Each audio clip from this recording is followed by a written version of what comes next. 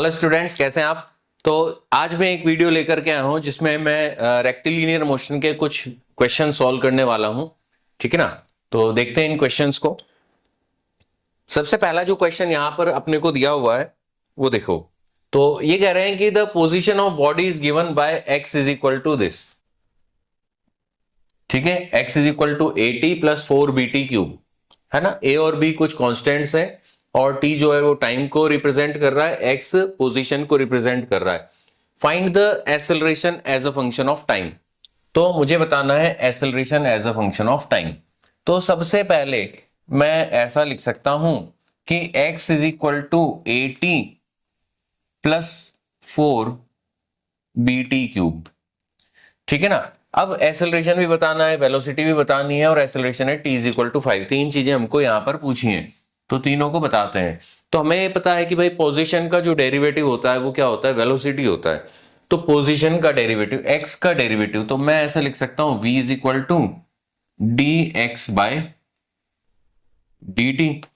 तो dx by dt। अब देखो ये जो क्वेश्चन है जिसको डिफरेंशिएशन आता है और वेलोसिटी की डेफिनेशन पता है, वेलोसिटी का फॉर्मूला पता है, उसके लिए बड़ा आसान है। लेकिन अगर डिफरेंशिएशन नहीं आता है तो फिर ये बड़ा मुश्किल सा हो जाता है, वो इक्वेशन ऑफ मोशन लगाने लग जाता है। तो इक्वेशन ऑफ मोशन जब लगाने लग जाता है तो उससे इसका आंसर आएगा ही नहीं। ठीक है ना।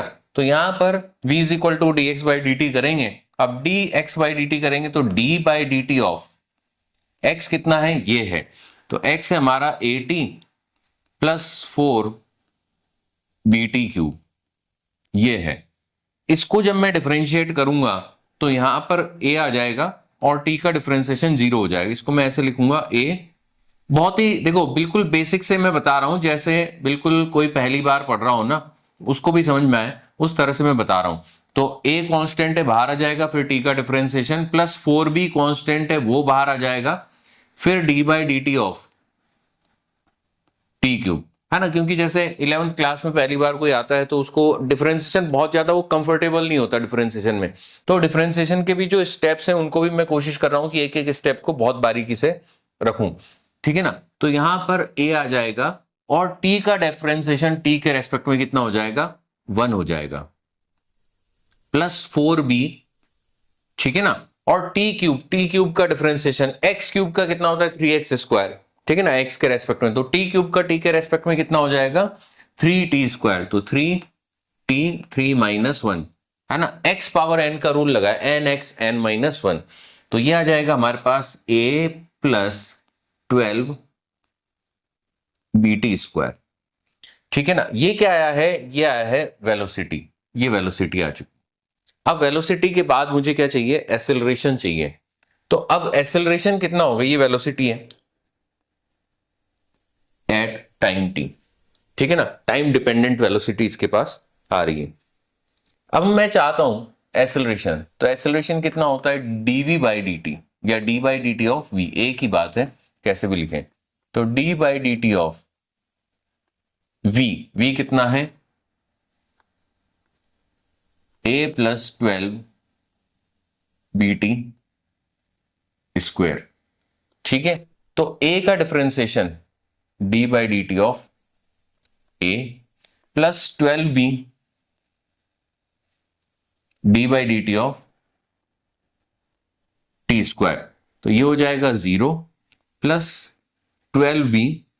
ठीक है ना। a कांस्टेंट का डेरिवेटिव 0, t स्क्वायर का हो जाएगा 2t।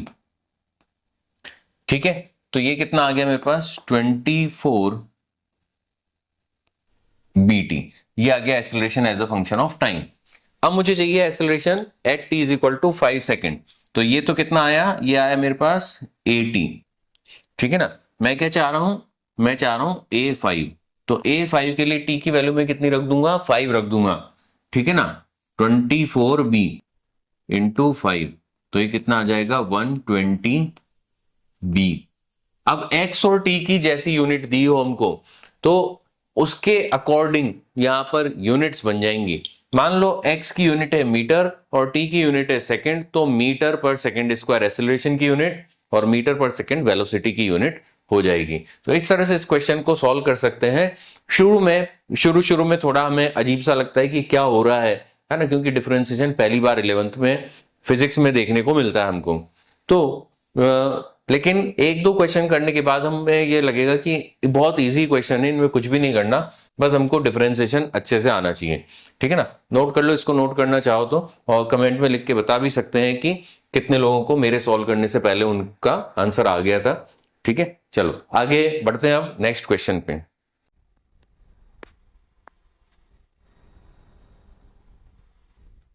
तो ये है इस वीडियो का नेक्स्ट क्वेश्चन, सेकंड क्वेश्चन। यहां पर अगर हम देखें तो find the velocity as a function of time. ठीक है ना, if x is equal to A T plus B T power -3 where A and B are constants, x is position and t is time. तो x position है, t time है, और क्या पूछ रहे हैं, बस वेलोसिटी पूछ रहे हैं। ठीक है ना, बहुत आसान सा है ना, इससे आसान क्या होगा। ठीक है, तो कर देते हैं सॉल्व। तो x is equal to A T plus B T -3। ठीक है ना, तो मैं ऐसे लिख सकता हूं कि v is equal to D X by D T, यही तो फॉर्मूला है। ठीक है, is equal to D by D T of A T plus B T -3। इसको सिंप्लीफाई करेंगे। ठीक है ना, तो a D by D T of T plus B D by D T of T -3, है ना। t का डिफरेंशिएशन t के रेस्पेक्ट में 1 हो जाएगा, जैसे x का x के रेस्पेक्ट में 1 होता है। तो a इंटू 1 प्लस b, ठीक है, और ये हो जाएगा मेरा -3 t पावर -3 -1, तो ये हो जाएगा a -3b t पावर -4। ठीक है, this is the answer for this question. तो बहुत सिंपल सा है। नेक्स्ट क्वेश्चन लेते हैं।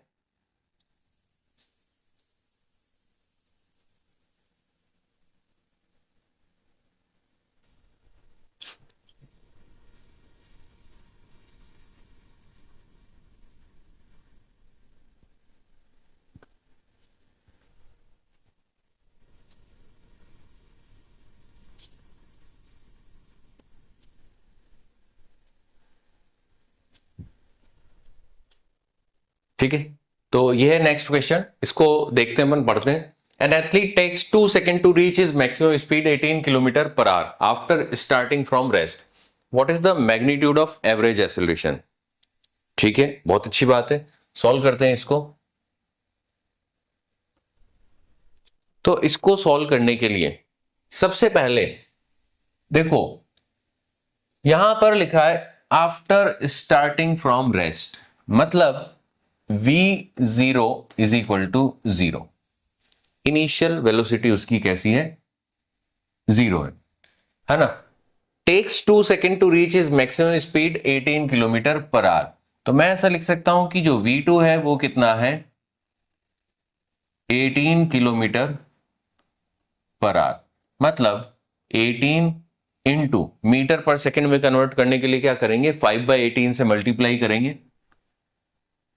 तो 5/18 मीटर पर सेकेंड, तो कितना आ जाएगा, ये 5 मीटर पर सेकेंड आ जाएगा। जो डेल्टा टी है वो डेल्टा टी कितना है, 0 से 2, तो 2 सेकेंड्स।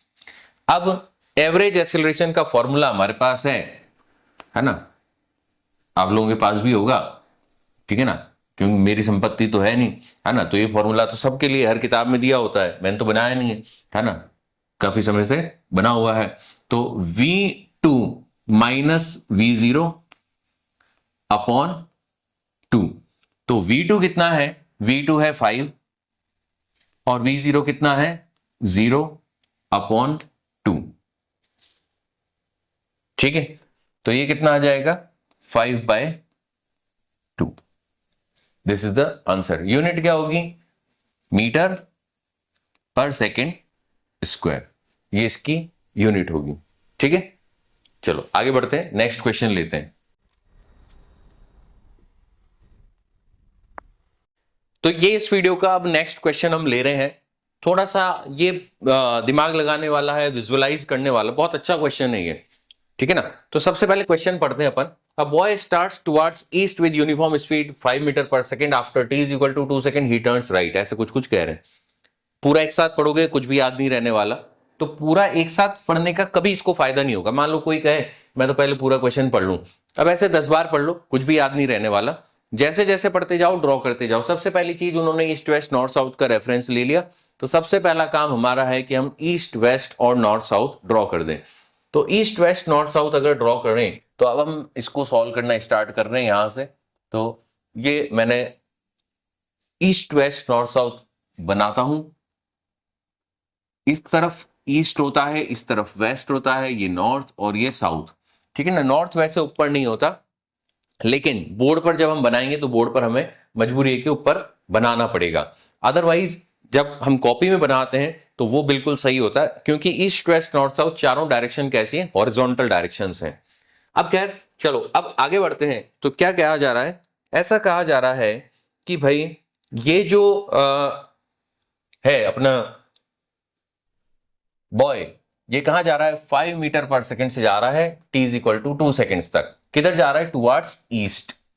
ईस्ट डायरेक्शन में 5 मीटर पर सेकंड से 2 सेकंड तक चलता है। तो डिस्प्लेसमेंट कितना हो जाएगा, v into T, that is 5 into 2 is equal to 10 metre. तो 10 मीटर चलता है ये। चलो चला देते हैं इसको, 10 मीटर, ठीक है।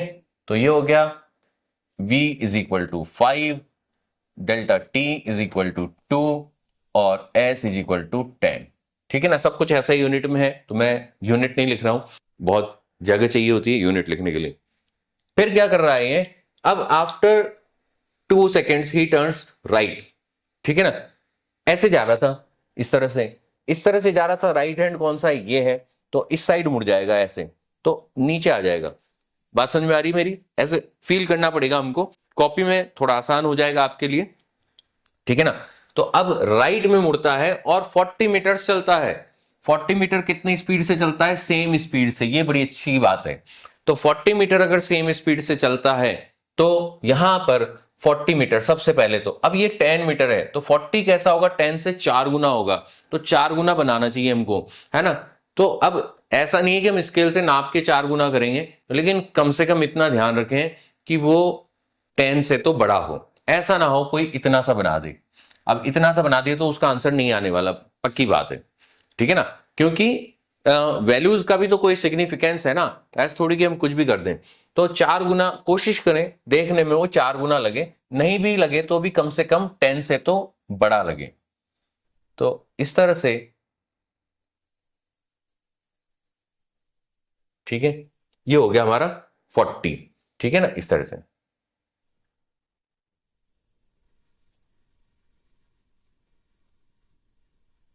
ठीक है, तो इसको हम लिख रहे हैं, क्या लिख रहे हैं भाई, ये हो जाएगा v इज इक्वल टू फिर से 5 है और s इज इक्वल टू यहां पर 40 है, तो डेल्टा t कितना हो जाएगा, s is equal to V T, तो t is equal to s by V, तो 40/5 मतलब 8, ठीक है। अब क्या हुआ, अगेन ही टर्न्स राइट, ओ भाई फिर से राइट डायरेक्शन में ये मुड़ जाता है, तो फिर से राइट डायरेक्शन में मुड़ जाता है, 8 सेकंड तक चलता है सेम स्पीड से, तो फिर से v इज इक्वल टू 5 है, 8 सेकंड तक चल रहा है, तो डिस्प्लेसमेंट कितना हो जाएगा, v इंटू टी, मतलब 5 इंटू 8 मतलब 40 मीटर, ऐसे जा रहा था, ठीक है। बात समझ में आ रही, इस तरफ जा रहा था, नीचे जा रहा था। अब राइट में मुड़ना है, तो राइट इधर है, इधर मुड़ जाएगा, ठीक है। तो इधर मुड़ेगा भाई, तो इधर मुड़ा ऐसा,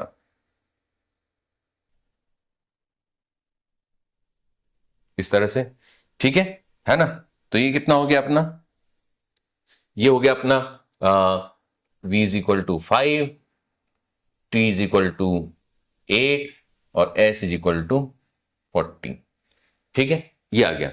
अब मुझे कुछ चीजें पूछिए, अभी तक मैंने कुछ भी सॉल्व नहीं किया, बात को समझे, अभी तक हमने कुछ भी सॉल्व नहीं किया, अभी तक हमने सिर्फ क्वेश्चन को समझा है, क्वेश्चन में जो गिवन इंफॉर्मेशन है उसको समझा है। अब हम करेंगे सॉल्व। तो find out the displacement, average speed, average velocity and distance travelled. सबसे आसान चीज होती है डिस्टेंस ट्रेवल्ड। डिस्टेंस ट्रेवल्ड में कुछ करना ही नहीं है, इन सबको ऐड करना है। तो सबसे पहले कितना चला, 10, फिर कितना चला 40, फिर कितना चला 40, कितना आ गया ये 90 मीटर आ गया। ठीक है, डिस्टेंस ट्रेवल तो बहुत इजीली 90 मीटर आ गया। अब मुझे चाहिए एवरेज स्पीड, तो एवरेज स्पीड कितनी होगी, distance travelled upon delta T. तो डिस्टेंस ट्रेवल्ड कितना है 90 अपॉन डेल्टा टी कितना है 2 + 8 + 8, कितना जाएगा ये 90/18 = 5 मीटर पर सेकेंड। अब कितने लोगों को ऐसा लगता है कि एवरेज स्पीड हमें सॉल्व करने की जरूरत ही नहीं थी, कमेंट में लिख के बताओ, ठीक है ना। तो उससे मुझे पता लगेगा कि कितने लोगों ने ये आइडिया लगा लिया था कि इसको सॉल्व करने की जरूरत है कि नहीं। एक्चुअली हमें यहां पर एवरेज स्पीड सॉल्व करने की जरूरत नहीं है। क्यों नहीं है, कौन बता सकता है? इसलिए नहीं है क्योंकि ये कांस्टेंट स्पीड से चल रहा है, और जब भी कोई क्वांटिटी कांस्टेंट होती है तो उसका एवरेज जहां से जहां तक, कहीं से कहीं तक भी निकाल लो, जो मर्जी कर लो, एवरेज उतना ही आएगा। अब ये जिंदगी भर 5 मीटर पर सेकंड से चल रहा है, तो उसके स्पीड का एवरेज तो 5 ही आना है ना, उसको सॉल्व करें क्यों? तो जस्ट मैंने ऐसे ही सॉल्व करके बता दिया, एक जनरल मेथड। बाकी इसको सॉल्व करने की जरूरत नहीं है, ये तो हम इतना कुछ किए बगैर भी सीधे बता सकते थे कि वो 5 मीटर पर सेकंड ही आएगा एवरेज, क्योंकि ये पूरी जिंदगी 5 मीटर पर सेकंड से चल रहा है अपने, है ना, इस पूरे जीवन में 5 मीटर पर सेकंड से चल रहा है। अब इसके बाद ये हो गया एवरेज स्पीड, अब चाहिए डिस्प्लेसमेंट और वेलोसिटी। ये थोड़ा सा यहां पर हमें दिमाग लगाना पड़ेगा और थोड़ा डायरेक्शन भी लिखनी पड़ेगी क्योंकि वेक्टर क्वांटिटी है।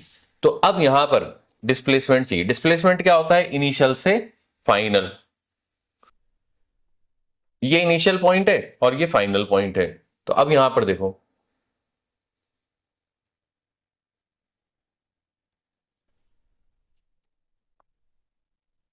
ये हो जाएगा मेरा डिस्प्लेसमेंट वेक्टर। अब इस डिस्प्लेसमेंट वेक्टर का मैग्नीट्यूड मुझे चाहिए, तो ये मैग्नीट्यूड के लिए मुझे ये एंगल 90 डिग्री दिया हुआ है, ये एंगल भी 90 डिग्री दिया हुआ है ना, क्योंकि राइट टर्न ले रहे हैं ना, बिल्कुल 90 डिग्री का टर्न लिया जाएगा। ठीक है, अब मैं ऐसा कह सकता हूं कि मैं यहां पे एक लाइन ड्रॉ कर देता हूं इस तरह से, परपेंडिकुलर। ठीक है, ये अगर 40 है तो ये भी 40 ही होगा ना भाई, ठीक है ना। ये अगर 10 है तो ये भी 10 होगा।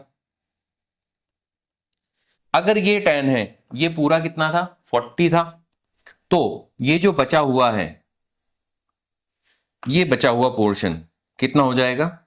ये बचा हुआ पोर्शन हो जाएगा 40 - 10 = 30। ठीक है ना, ये आ जाएगा अपना। तो ये 40 आया, ये 30 आया। अब डिस्प्लेसमेंट मैं लिख सकता हूं √30² + 40² = 50 मीटर पर सेकेंड। ठीक है, लेकिन ये आंसर अधूरा है अभी। क्यों अधूरा है? क्योंकि डिस्प्लेसमेंट कैसी क्वांटिटी है? वेक्टर क्वांटिटी है।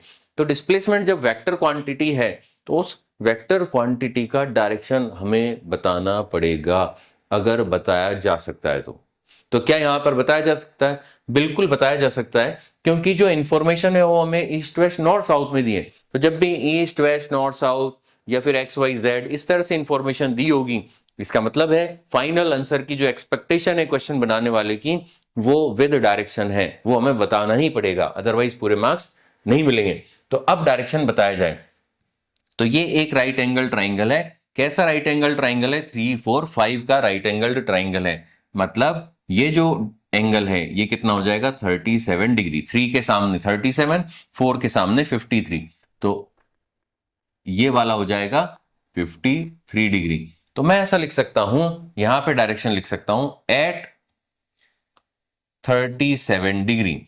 37 डिग्री बन रहा है कहां से? साउथ से बन रहा है, साउथ से वेस्ट की तरफ बन रहा है। ये साउथ डायरेक्शन साउथ से वेस्ट की तरफ बन रहा है, तो वेस्ट ऑफ साउथ।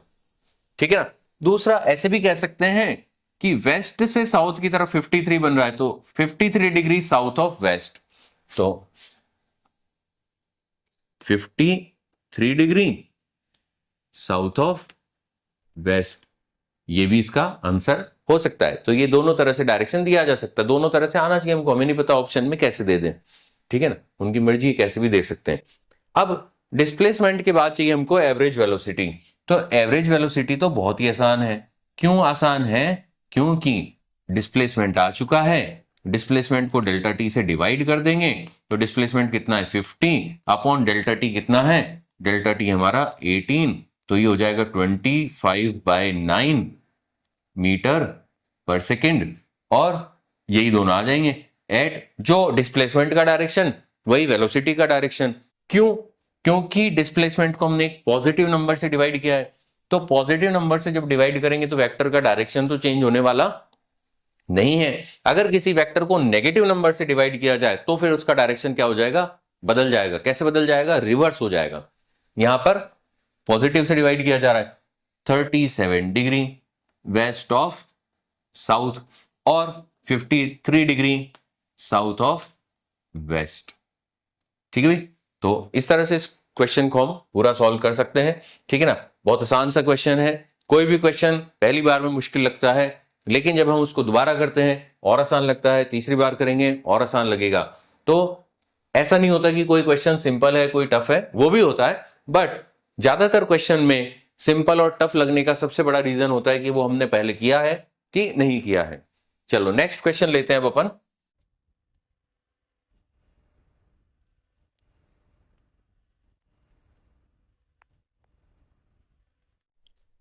अब ये जो क्वेश्चन है थोड़ा सा इसको पढ़ते हैं पहले पर, है ना।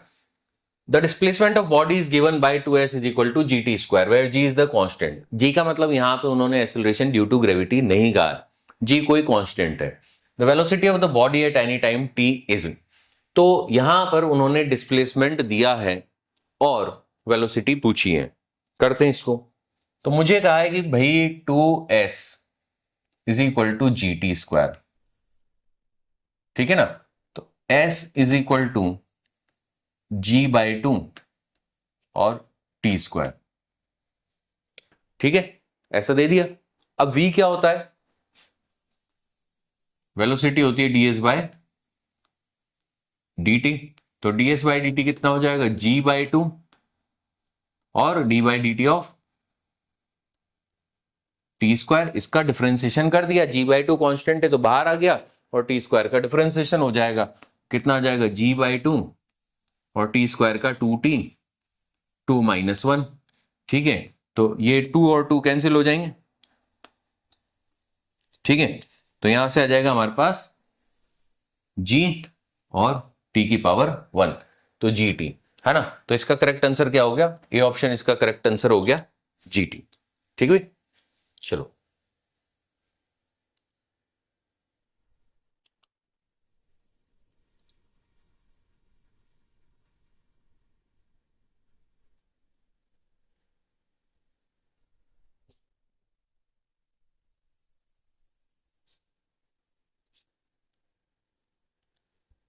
नेक्स्ट क्वेश्चन लेते हैं अपन। तो यहां पर जो नेक्स्ट क्वेश्चन है अपना, इसको पढ़ते हैं। A car runs at constant speed, constant speed से चल रही है,